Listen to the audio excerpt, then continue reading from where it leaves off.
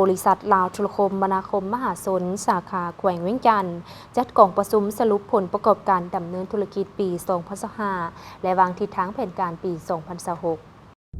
ในวันที่24กุมภาพันธ์ผ่านมานี้บริษัทลาวโทรคมนาคมมหาชนแขวงสาขาเวียงจันทน์ได้จัดกองประชุมสรุปผลการประกอบดำเนินธุรกิจประจำปี 2025 และวางทิศทางปี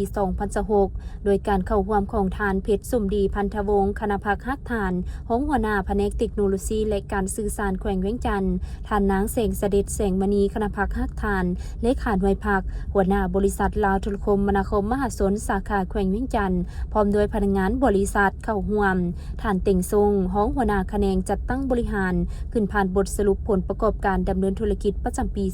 2025 และทิศทางแผนการปี 2026 ต่อกองประชุมซึ่งได้ยกให้เห็นผลงานที่พ้นเด่นของลาวโทรคมสามารถยัดเยียงได้ใน1ปีที่ผ่านมาเพื่อรับประกันการติดต่อสื่อสารรับใช้สังคมว่องไวปลอดภัยและมีคุณภาพสูงบริษัทลาวโทรคมนาคมมหาชนสาขาแขวงเวียงจันทน์ได้เอาใจใส่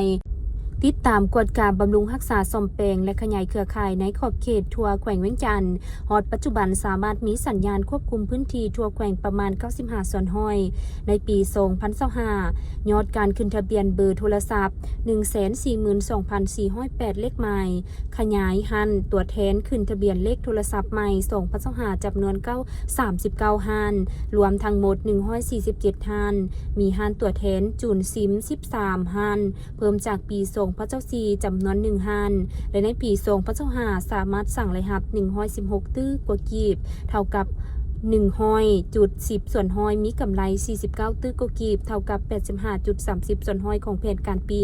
สามารถปฏิบัติพันธะอากลให้รัฐบาลได้7ตื้อกว่ากีบนอกนั้นยังได้มีการปรับปรุงระเบียบนโยบายสวัสดิการสังคมต่างๆเพื่อยกสูงระดับชีวิตการเป็นอยู่ของพนักงานให้ดีขึ้นเรื่อยๆไปเคียงคู่กับการดำเนินธุรกิจยังประกอบส่วนช่วยเหลือและให้การอุปถัมภ์ต่อองค์การจัดตั้งของภาครัฐสังคม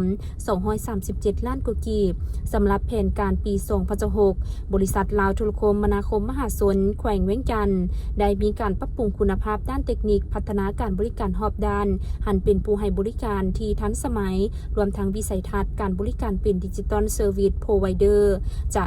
สร้างทุกเงื่อนไขเพื่อเพิ่มรายรับสูงขึ้นและลดรายจ่ายให้ต่ำลงสั่งรายรับให้ได้127ตึกกว่ากีบบ่รวมอากรรายจ่ายให้ได้64ตึกกว่ากีบกำไรให้ได้62ตึกกว่ากีบอากรมอบให้รัฐ13ตึกกว่ากีบทั้งรับประกันคุณภาพด้านเครือข่ายและรักษาส่วนแบ่งตลาดตัวเลขคาดหมายสู่ส่วนที่ตั้งไว้กองประชุมครั้งนี้ยังได้มีการประดับเหรียญระลึกและใบย่องย่อขันกระทรวงให้แก่พนักงานบริษัทลาวโทรคมนาคมมหาชนแขวงเวียงจันทน์ผู้ที่มีผลงานดีเด่นประกอบส่วนในการเคลื่อนไหวเวียกงานในระยะที่ผ่านมาอีกด้วย